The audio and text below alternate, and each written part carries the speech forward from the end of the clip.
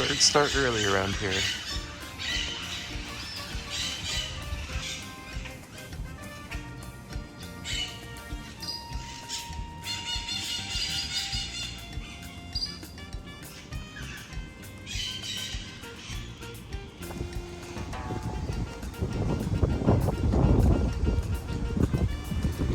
Look, they got like a little church over there. Yeah, I didn't know that.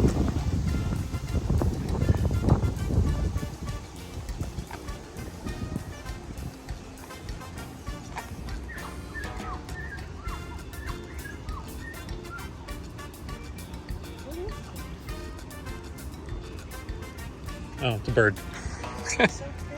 I thought it was like a monkey or something.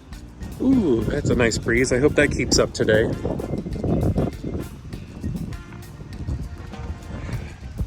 Golf course. Got a cute little chapel. Have fun.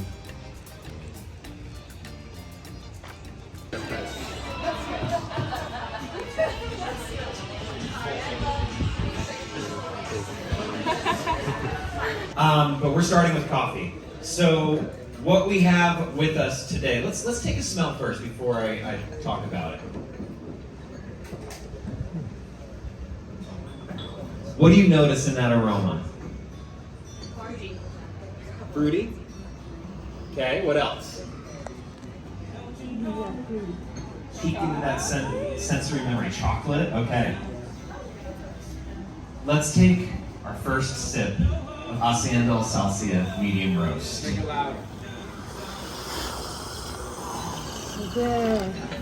That's the Starbucks slurp I want to hear. I love it.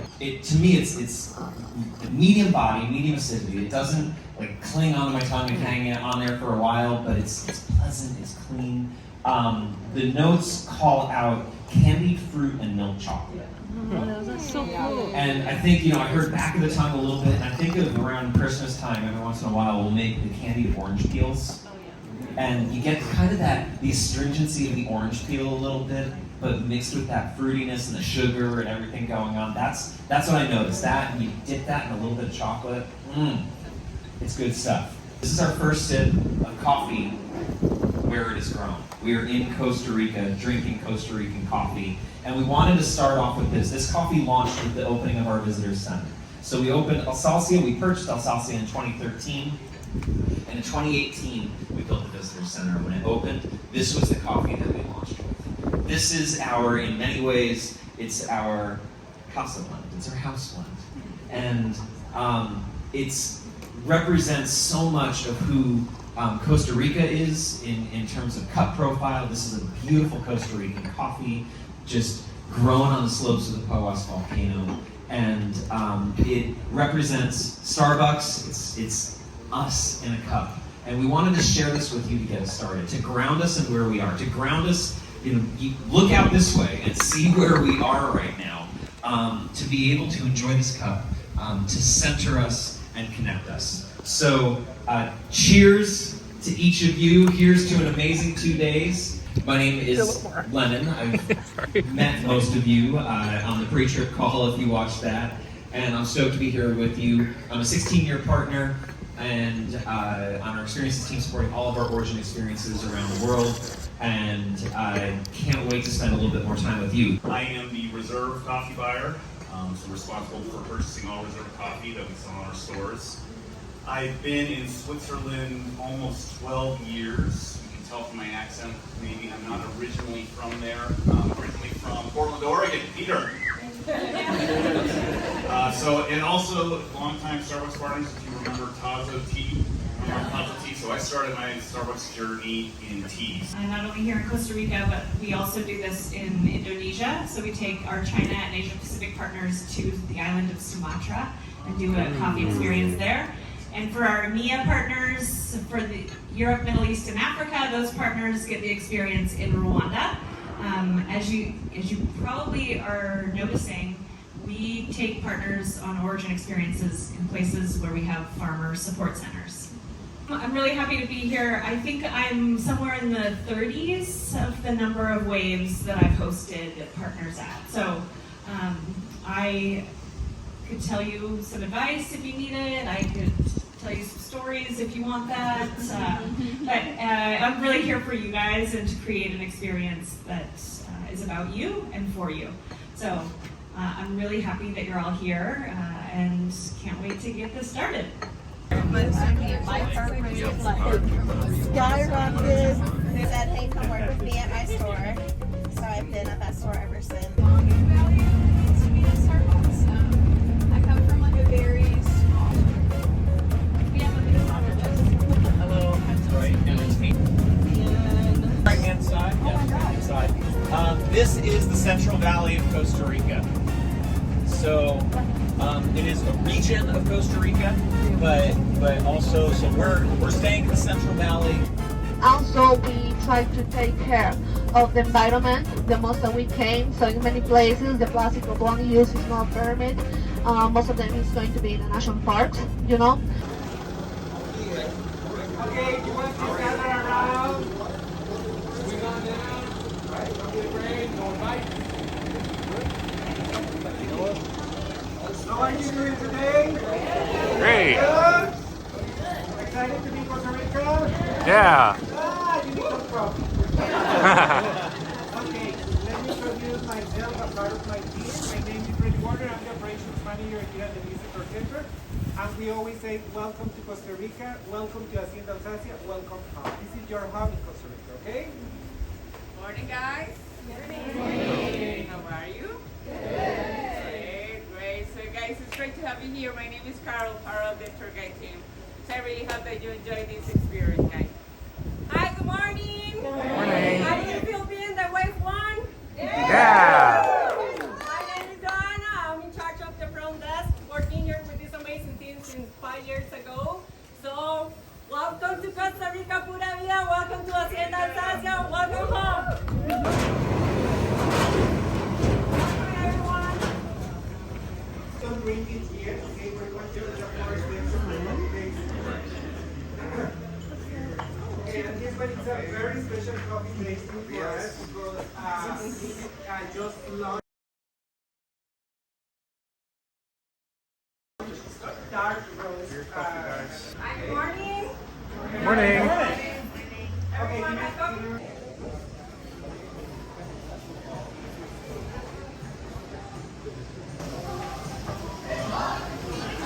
Oh my gosh. Literally when they spend a lot of things. They have the same color here too.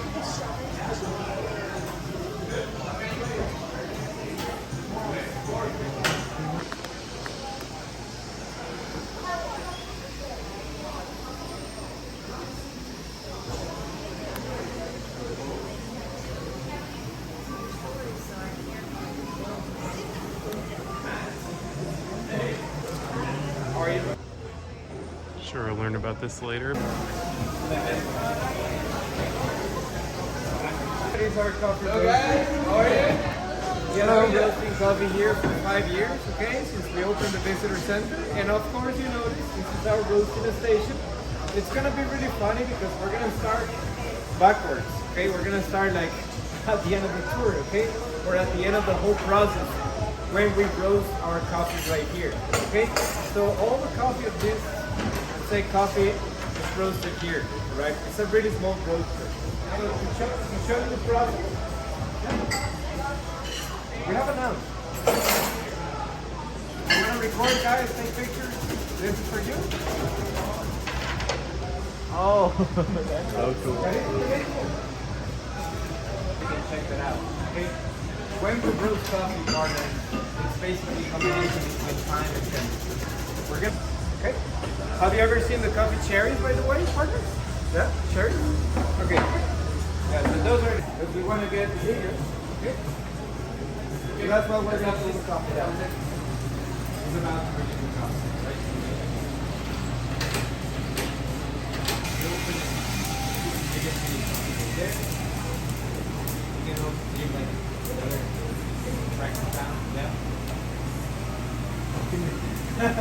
So after they finish roasting, guys, maybe you can see this vertical machine right there.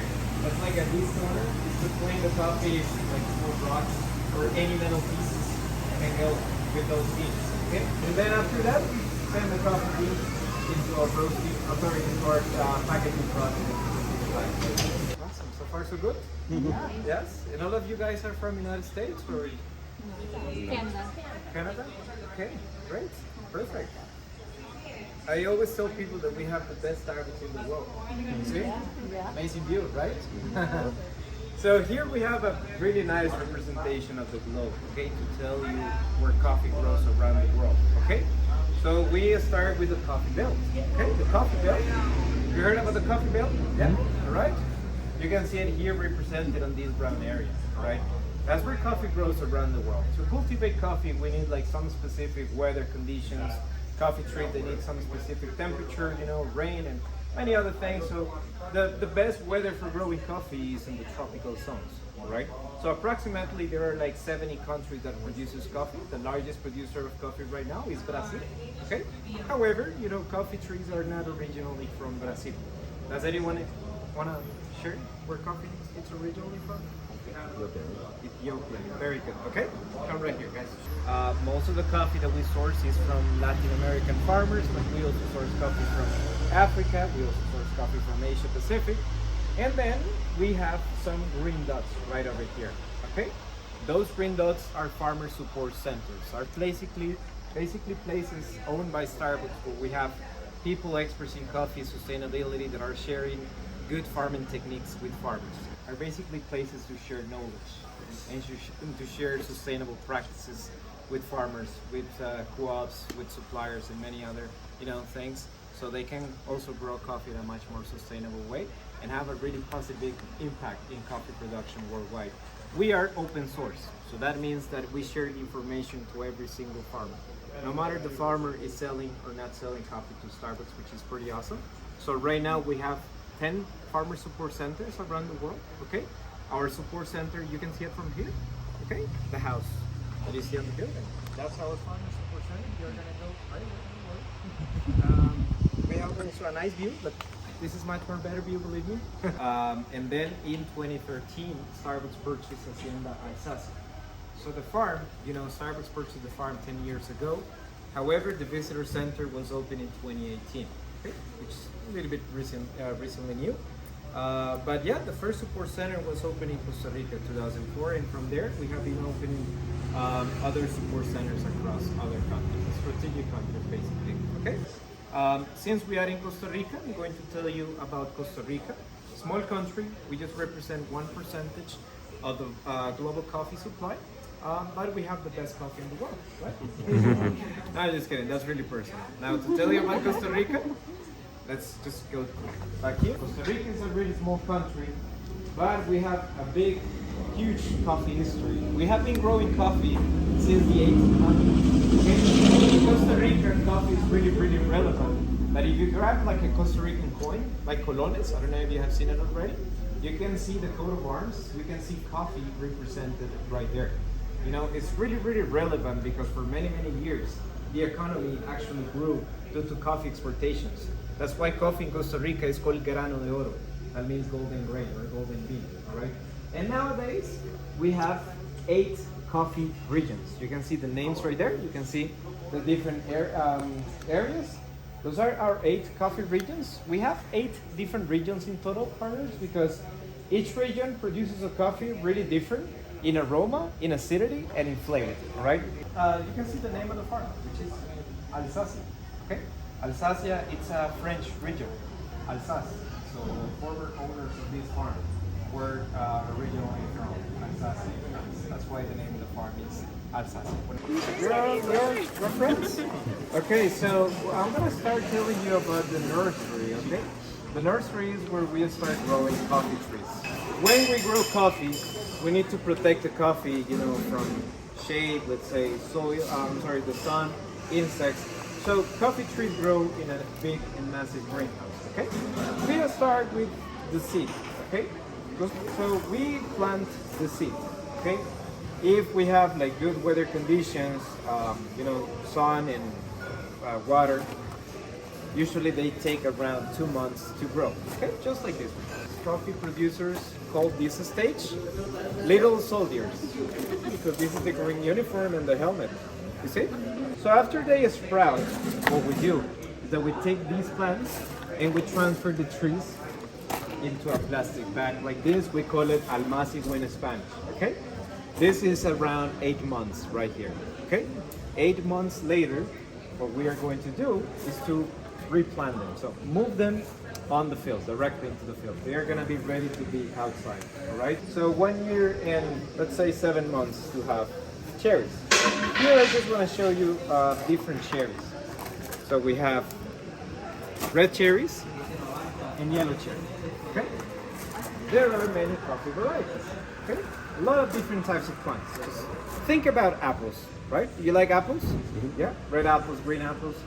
Same thing with coffee, right? Depending on the variety, the cherries can be red or it can be yellow. Each coffee cherry has around 2 beans, okay? So you can see the beans right there. They are covered with a slimy part called mucílago or mucilage. They don't taste anything like coffee, it's really funny.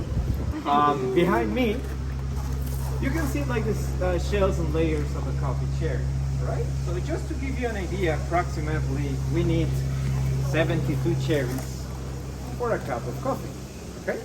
25 cherries are needed for a shot of espresso. So the cherries, guys, they have a lot of layers. We have the pulpa, which is like the outer skin, okay? And then we have the mucilage, all right? And then after the mucilage is removed, that usually is washed, okay?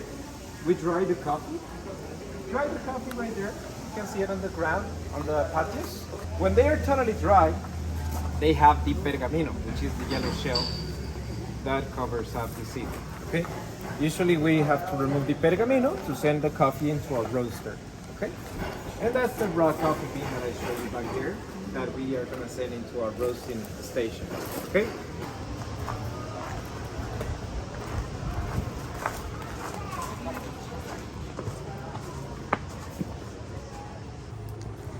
So I haven't mentioned why we have a farm. Why do we have Hacienda Alsacia? Well, the big reason why we have Hacienda Alsacia, it's for research related to coffee, okay? This is our big lab. This is where we want to go to the future. This is what we want to share with farmers in the future. So Hacienda Alsacia, partners, is a place to develop coffee varieties more resilient, you know, plants with more tolerance to diseases, with better yield, so coffee farmers can have a chance in the future.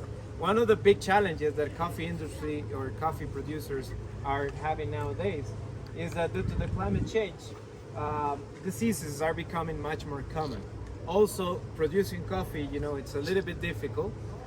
Cost of production actually is really high. Diseases, lack of workers, you know, we need people to harvest coffee. Harvesting cherries, it's a lot of work, you know, because you can see the trees right here. The trees, they have ripe cherries and green cherries at the same time. So the process is manual. You have to select the cherries that are ripe, then you leave like green ones right there, and days or weeks later, you just come back, right?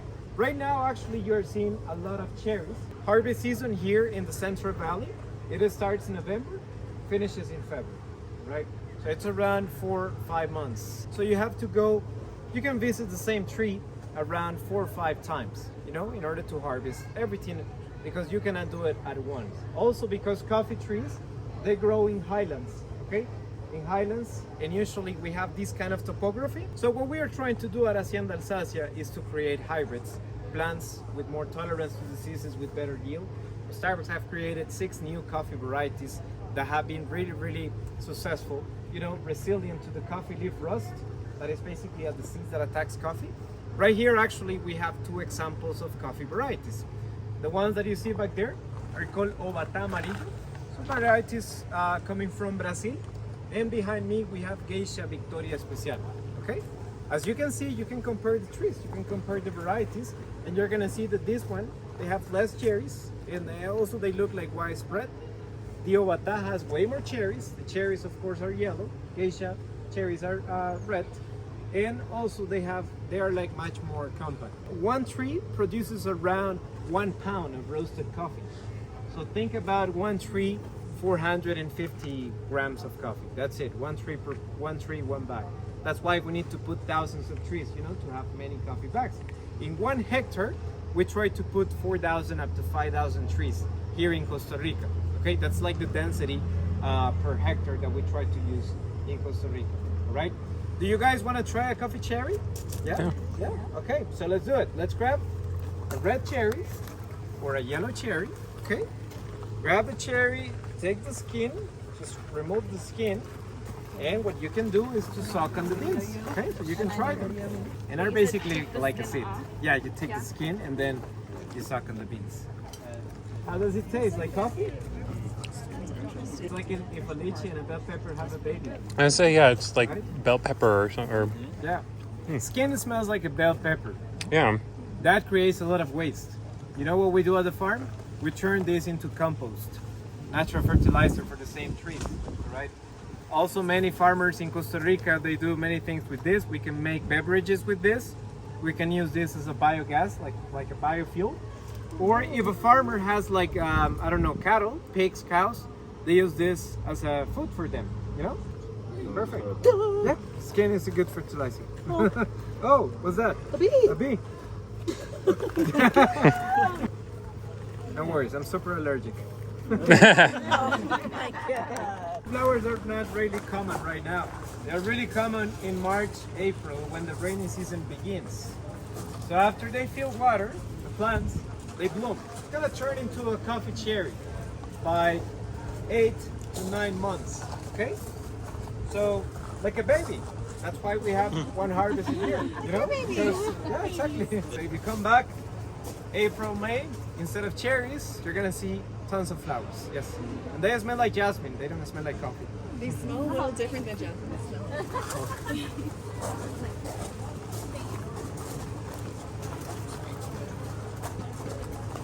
I want to smell it. Jasmine? A little bit, yeah.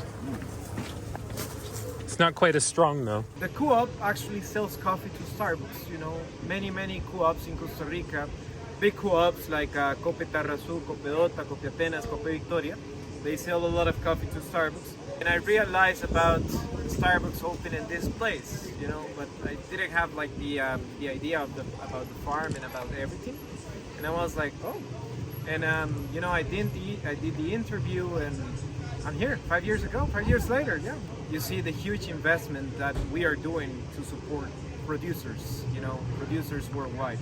Few companies worldwide are trying to do a lot of investment in research with coffee to have, you know, a better sustainable future for coffee. Yes. The mission, the really nice mission of Hacienda Alsacia is to ensure the future of coffee in a sustainable way for all farmers. That's the mission of this place. This is called coffee leaf rust, okay? You can check that out. Looks like a rust, you see? So this is like the fungus that is causing a big issue with production worldwide. Basically looks like a powder, you see? Those are like the spores of the fungus. So with our new coffee varieties, you know, farmers are having a big chance because having much more resilient varieties, you don't have to spend a lot of money purchasing fertilizers, you know? You can use less fertilizers on farms. The leaves basically fall and the coffee tree basically dries out, okay? That's a huge problem. It was really common also in lowlands where it was hot. Nowadays in highlands it's getting hot due to the increase of temperatures. I'm gonna take you partners to our gazebo, so we're gonna walk up there. I don't know if you noticed in the parking lot we have an electric charger for electric vehicles, free of charge. It's also part of the sustainability that we are heading to. And yeah, everything that you see here is part of the farm. If you use acres, this is 600 acres. If you use hectares, it's 240 hectares. So the coffee from the farm, you know, the coffee that we harvest at the farm, goes into the visitor center. But you can also see Hacienda Alsacia coffee bags in different Starbucks across Costa Rica. We also export coffee to our reserves, you know, our reserve stores. You can see Hacienda Alsacia coffee. But that one is gonna be our decaf version. Nice view, right? Mm-hmm. Yes. As I told you earlier, we have the best Starbucks in the world. So right here, the plants that you're seeing, most of them are 25 years. You know, they can produce coffee cherries 25, 30 years.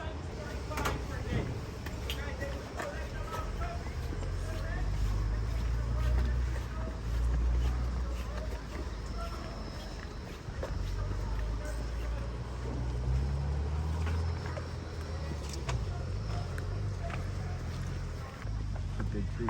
Valencia. What is that? Orange. So partners, most of the trees that you are seeing right here were planted in October last year. Okay, so still babies, okay? Babies, but some of them, they have cherries already, okay?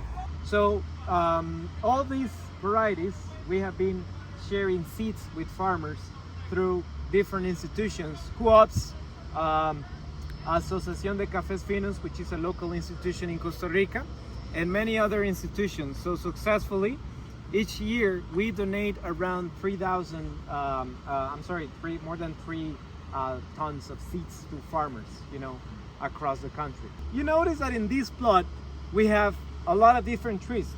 Not necessarily coffee, but we also have trees that produces fruits, you know? Yeah. We have naranjas right there. Naranjas means orange in Spanish. And we also have a bunch of different trees that are gonna provide nitrogen to the soil, all right?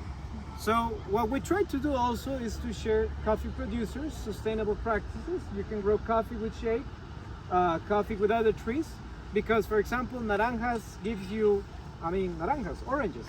So you have coffee and oranges that you can sell. Or you can sell coffee, oranges, and bananas, for example. Bananas also provide you shade, you know, which is really good for coffee.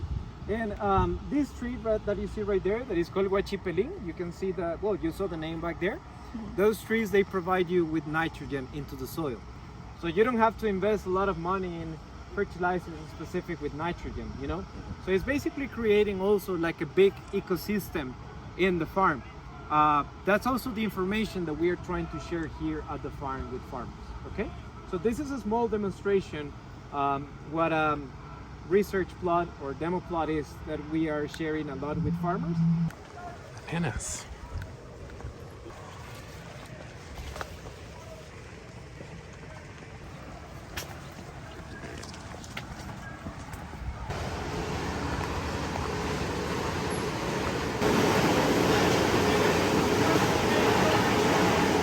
Bring the cherries, okay? Cherries, they go into the bucket. Cherries goes in, they go down, okay? We use this to count. This is not a computer, this is a mouse, okay? Pretty high tech. You saw that we have a lot of cherries getting displayed.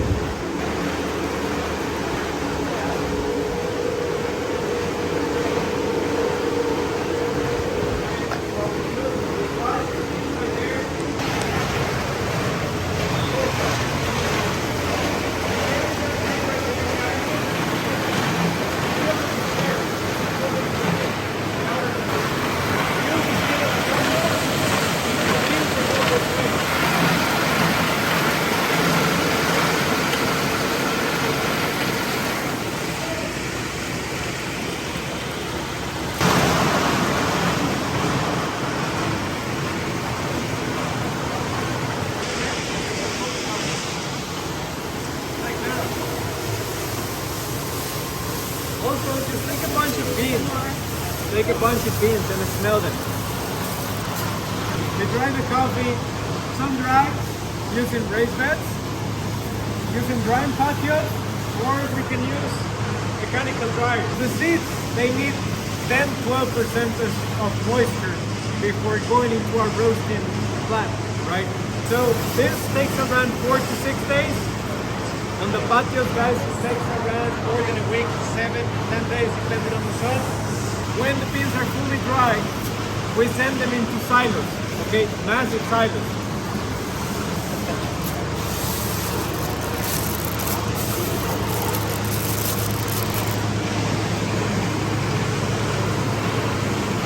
So we let them rest the coffee for 60 days, 2 months. And after 2 months, as you notice in the picture, the beans are going to be in the silos still with the shell, right? So that's how we let them rest. After 60 days, we shell them. So we remove the yellow shell, of course, using machines, right? We're not going to do the process one by one, right? High quality beans and separate the low grade beans, okay? So this is a small representation, right, of high quality versus low quality, right? The beans in the middle are high quality beans. The beans to your left are beans that we reject. They're all like defective, different sizes, different shapes, and different colors. They were green. It's like gravel. Maybe the cherries, they were overripe, or they were attacked by diseases, or something happened with the cherry at that stage, all right? That is still coffee, guys. We're not going to throw that away. That's still coffee. Remember that there is a home for every single quality of coffee.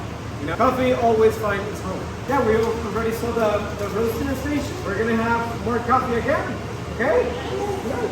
For like fertilizing. No, they go to third-party commercial companies. They send it to Folgers. It's like the most satisfying.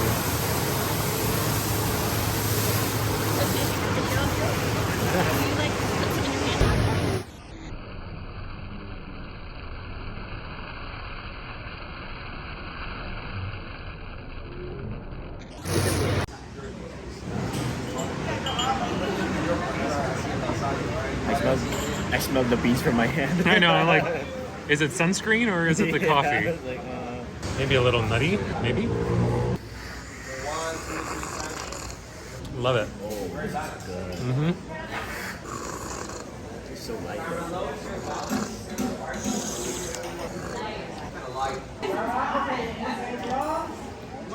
Blonde.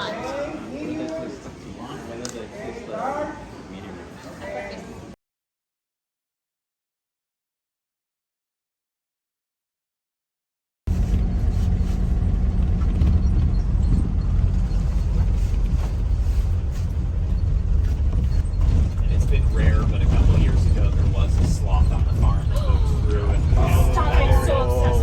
it was at the visitor center, I think 2019, just hanging right there in a tree, like the pictures that you see. For all of our migrant workers, this is where they will be able to be housed. There's kind of different units in each, and depending on size of family, they can get multiple units. A lot of times it's larger families that move together, and they'll take over a building and just live together during the time that they're here. It's really a beautiful testament to the farm, and one of the first things that Victor worked on.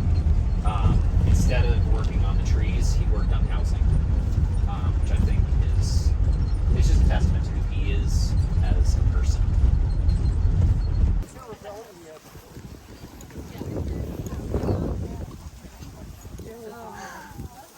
Here, go on that side of the truck. Oh wait, getting pictures. Oh my god, look at all the bugs. You don't want to eat them? I'm scared of bugs. High protein. So scared of bugs. Oh no. I hate them.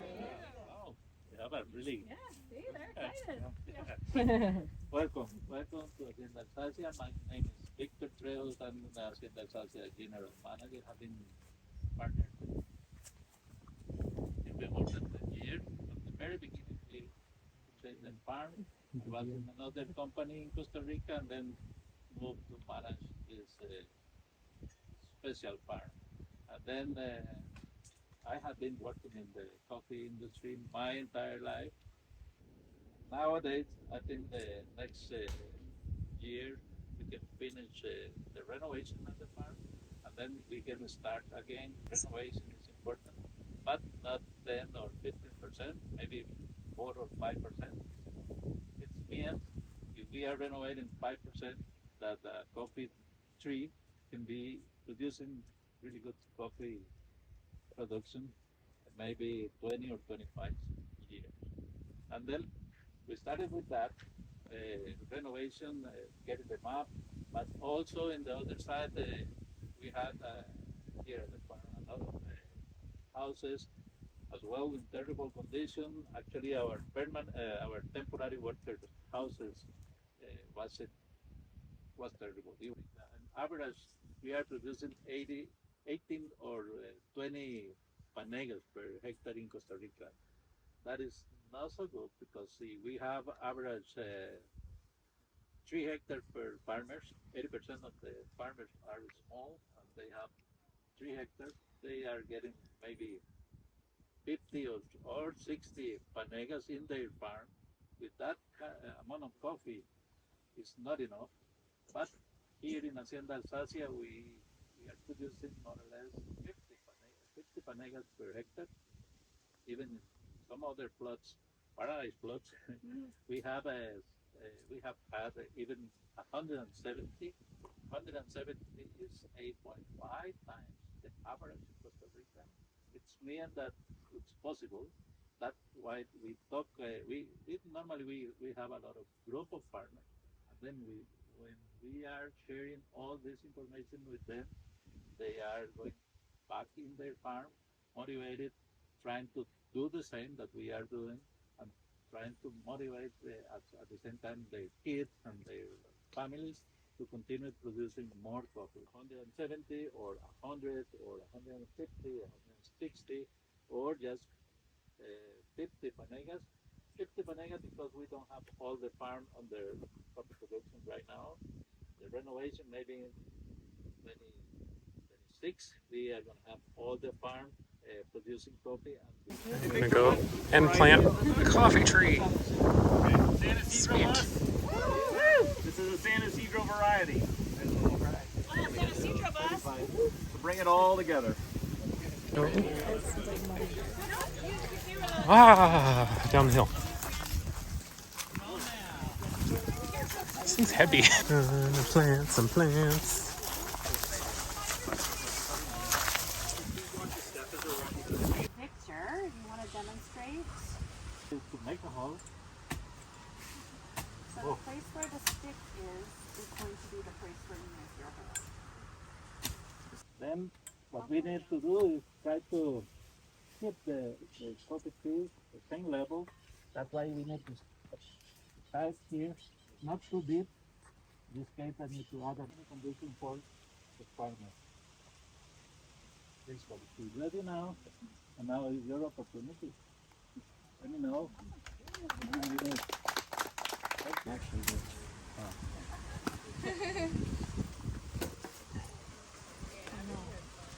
You got your cutter there getting covered.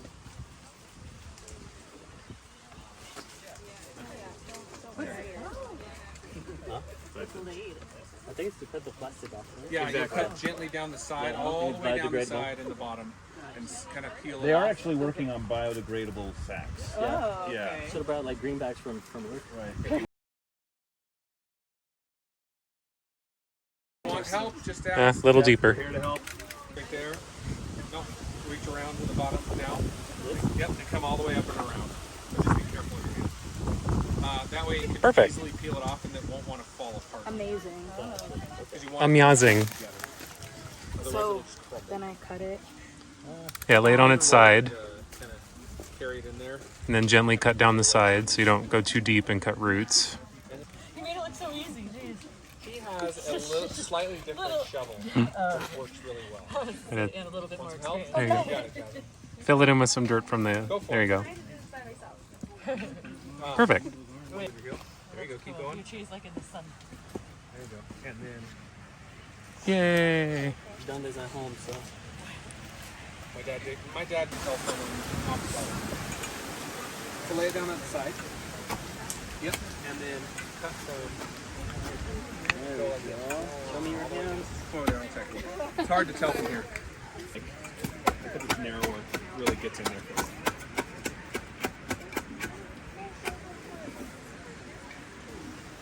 Where's your camera? Can we get a picture of you doing your tree?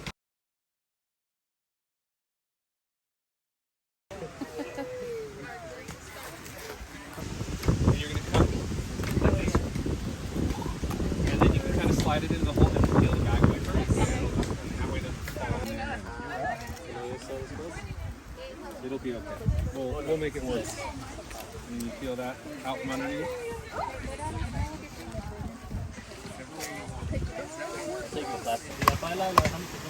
Was it supposed to do this? Yeah, just keep hitting it. Oh no, you're. Oh no!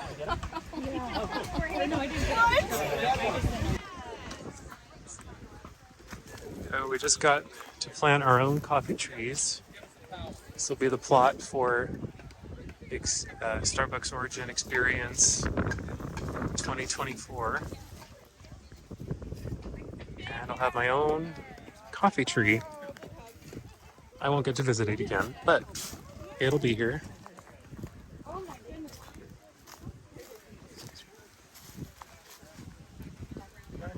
Go over here.